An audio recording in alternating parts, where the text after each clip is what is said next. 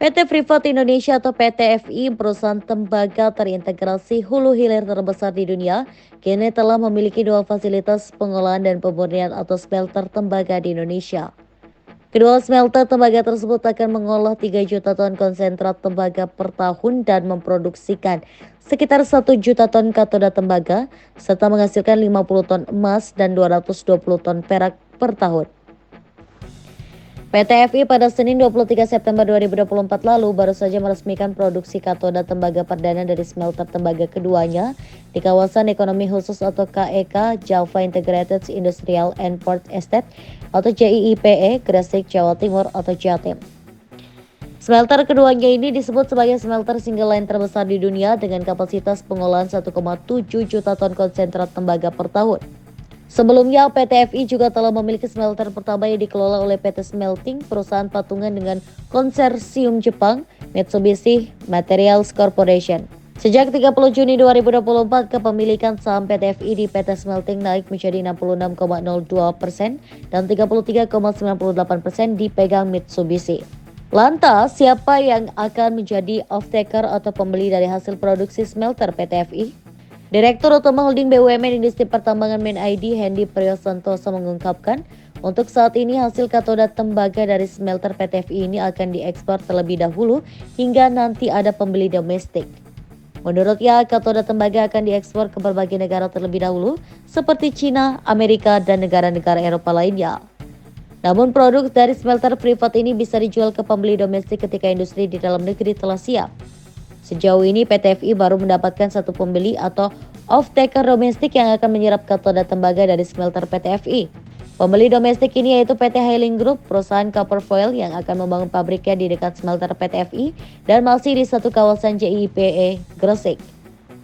Perusahaan asal Cina tersebut disebutkan akan menyerap sekitar 100.000 ton katoda tembaga PT FI per tahun. Sementara untuk produk emas, PT Aneka Tambang Tbk atau ANTM dikatakan berkomitmen untuk mengambil 20 ton emas dari smelter Freeport tersebut. Sebelumnya, Presiden Joko Widodo juga menyebut negara diperkirakan akan mendapatkan sekitar 80 triliun rupiah per tahun dari PT FI.